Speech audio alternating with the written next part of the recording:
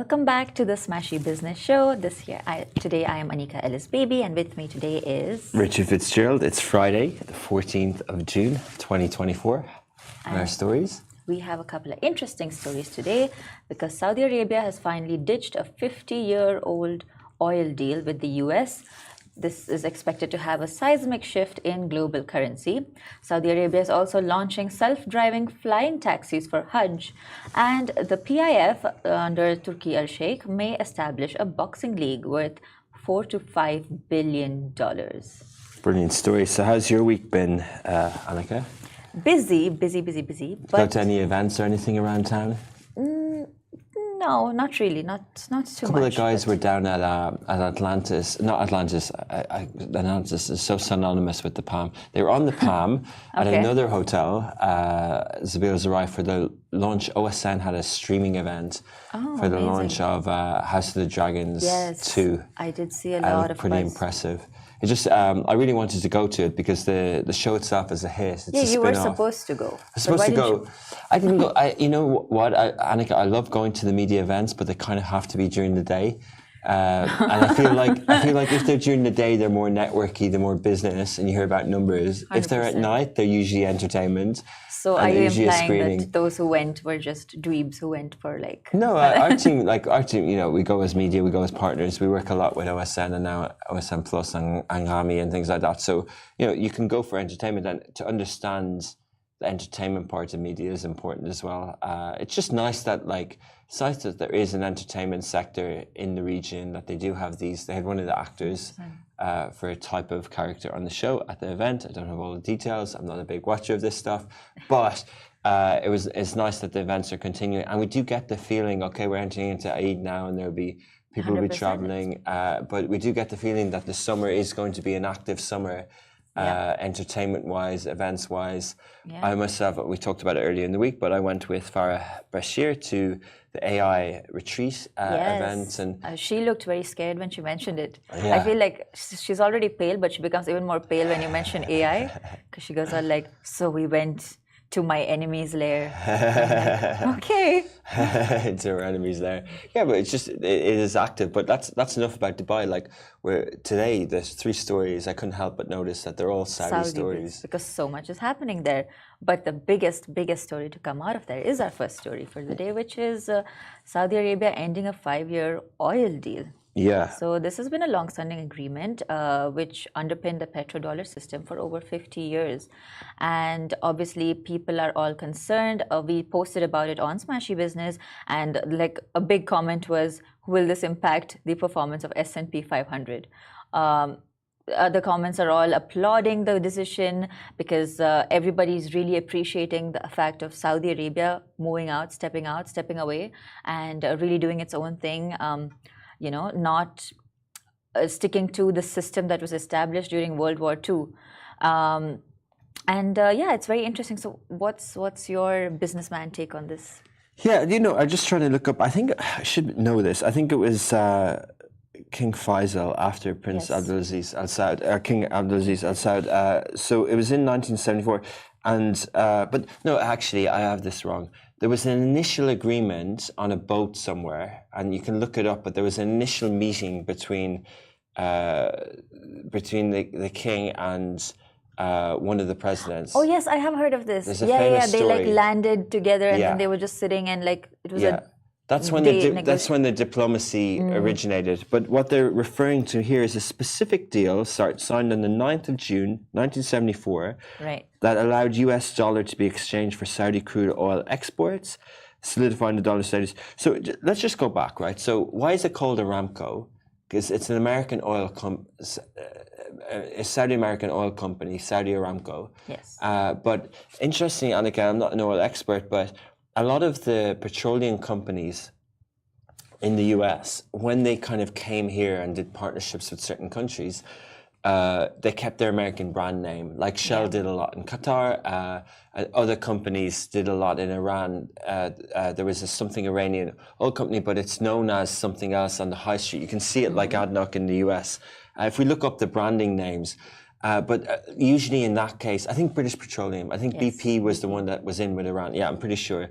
So we know it as BP, but and they have offices in Dubai and they have Castrol and many things.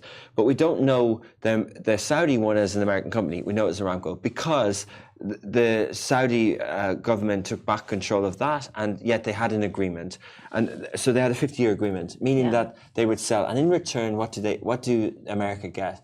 Saudi buy the treasuries. So they say they're going to, under this agreement, Saudi Arabia agreed to sell its oil exclusively. Said its oil exclusively in US dollars and invest a significant portion of its surplus petrodollar revenue in US Treasury bonds and other assets. T-bonds are doing really well now in times of inflation, but that basically everything in the US is linked to the Treasury bill, is linked to the US dollar being the reserve country of the world, but also the price of the stock market and the 401ks and the where the cash goes to keep things high, right? And Saudi apparently, according to this, who knows the diplomacy around it, but that didn't renew. And that's in line with a few things we're seeing lately. What are we seeing lately? As the Saudi has sold a lot of its US equity stocks. And there was a headline in Bloomberg or the FT recently that the foreign consultants are saying, bad move, Saudi, don't give us money, stop investing in your own projects. So the consultants are worried that Saudi are hedging their bets in their own country. Why would that be a bad move? If you believe in your own country, you need to invest in it. Of course. So people are saying that these giga projects don't have enough funding and Saudi are in trouble. They love writing the headlines that NEOM line is reduced. And then when Saudi are actually doing something about it, in other words, selling their equities and probably not putting as much of their funds in the treasury bonds, instead putting it in their own giga projects and their own people, they're being criticized.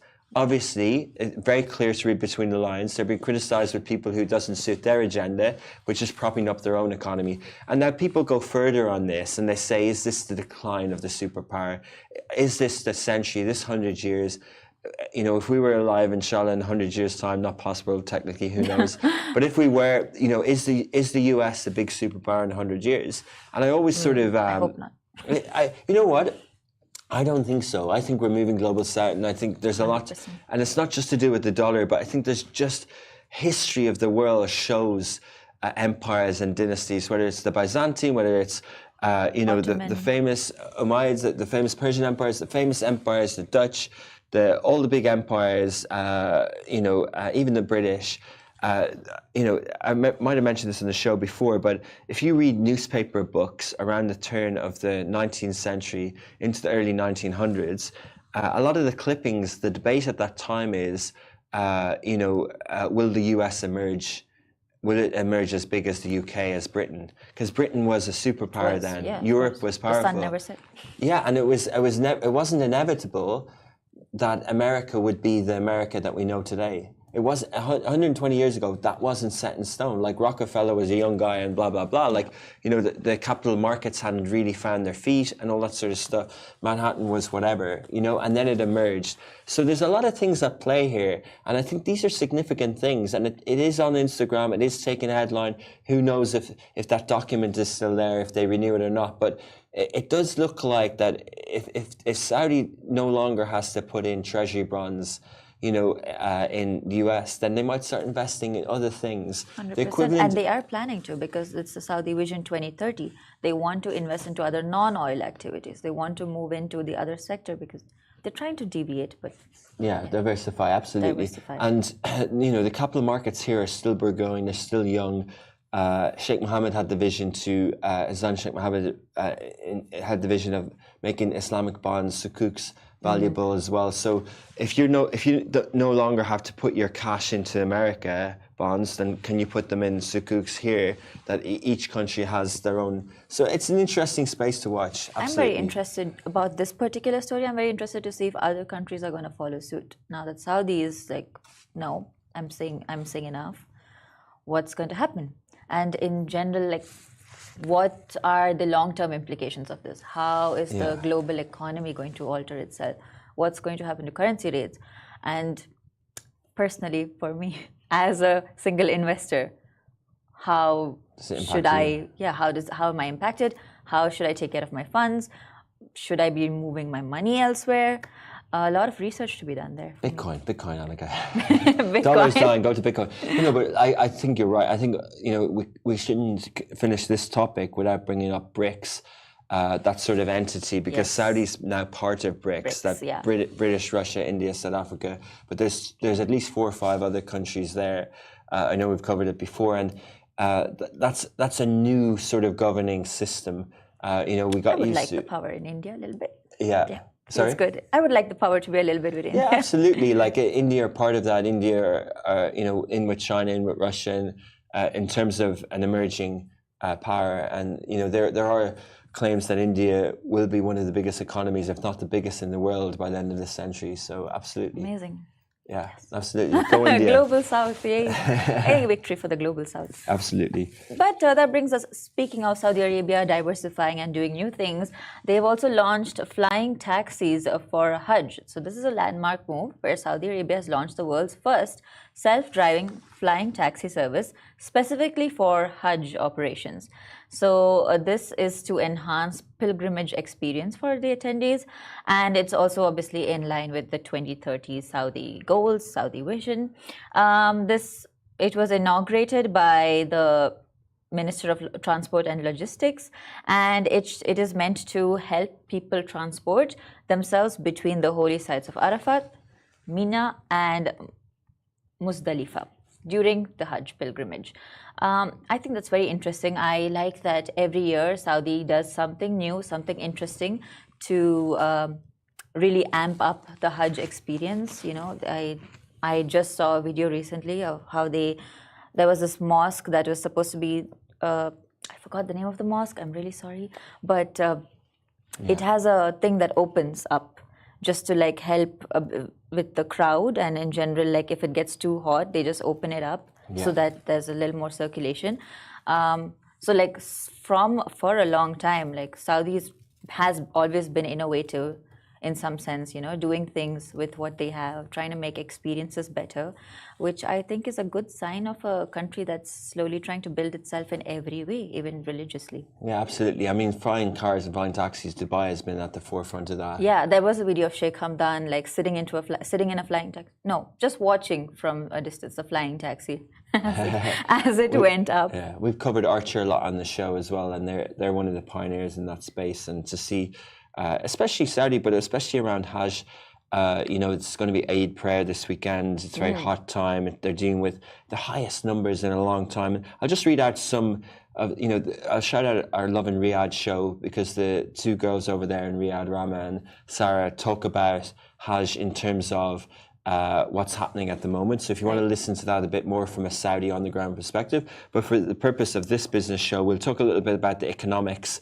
of Hajj. And millions of Muslims around the world go to Hajj every year, and in 2012 the 10-day event generated approximately $10 billion to Mecca's Chamber of Commerce.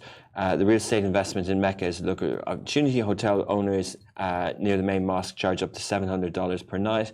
Land prices in Mecca have skyrocketed, with a meter of land costing $22,000 compared with just $3 in the past. And on top of Hajj, there's also obviously Umrah all year round. The Future Market Insights research showed that the tourism market is expected to fetch over $150 billion this year, and is likely to go to $200 billion by 2032. So it is, Saudi Arabia is the custodians of 2 holy mosques, and I think with the numbers of people going there, you do want these things taken into, as you were saying, you do want this sort of environment to accommodate, whether it's for hot weather or just in general technology, and making this experience accommodate the experience.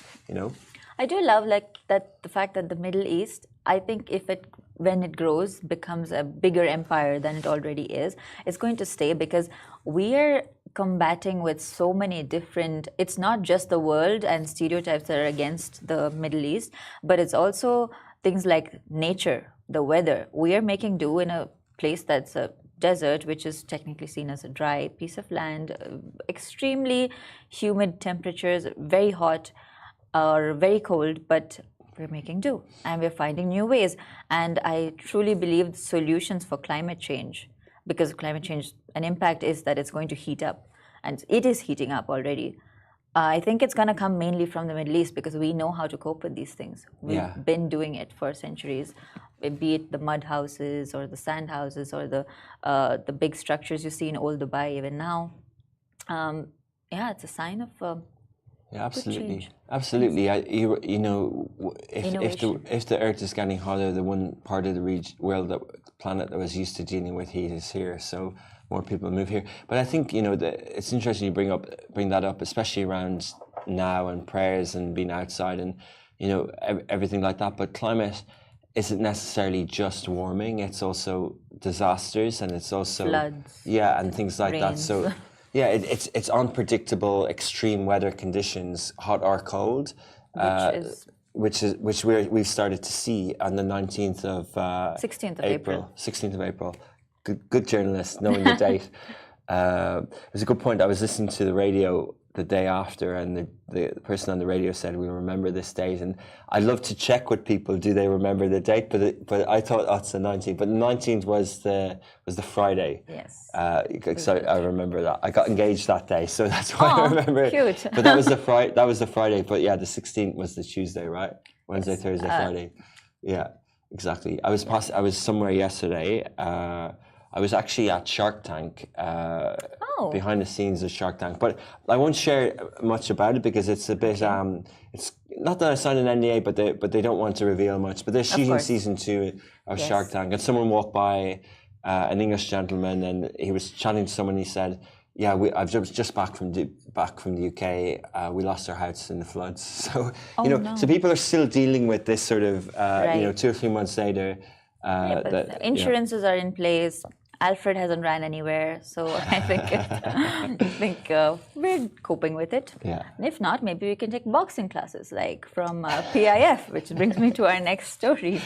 Forced segue there, but we'll let you away with it. I'm trying. So the Public Investment Fund is negotiating with various boxing stakeholders to create a league, potentially through a joint venture, and it could be valued at $4 to $5 billion. This is a story by Reuters. So this initiative has been spearheaded by the General Entertainment Authority Chief Turki Al-Sheikh. And he has always been all about boxing, as Ali Khalil, our resident boxer, can confirm. So prominent promoters like Matchroom Boxing and Golden Boy Promotions are involved. I don't know, do you watch the UFC much? I'm someone who finds boxing extremely violent, and so I stay away. But do you know more? I'm the same. I watch it from an entertainment and business point of view, but I'm not a fan. I don't really believe in the violence sports. I just don't think it's... Yeah, you're all about sports being a team spirit and getting us together. Yeah, I think it can be healthy. Your metaphors usually. Yeah, I think it can be healthy. Oh, okay. Ali Khalil says it's science, not violence. It's science, not violence. Well, yeah, okay, we could debate that point, but it's interesting what Saudi definitely are doing. Why are they investing in this? Because they have Vision 2030, because they want to increase, they have a statistic, and I did have it right before, but they want at least 60% of the country to do 2 times sport activity of 40 minutes twice a week or something like that. I think it's that percentage. I think at the moment, or a year ago, they were at 17% or something. So whenever I heard Turki Al-Sheikh is obviously Gia, the General Entertainment Authority. There's also Prince Abdulaziz, who's in charge of the Ministry of Sport, and he's been interviewed, and he said that when we put in the 200 million for a fight, we see in the next 6 months the activities and the gyms opening in Jeddah and other places increases. So they see a knock-on effect of spreading awareness of these world-class events.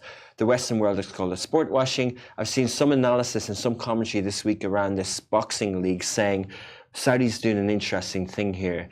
They're buying in the things they can't own, like the F1 and the WWE, and they're owning the things that are in a mess. So they're owning the sports that haven't got their stuff together and the leagues together.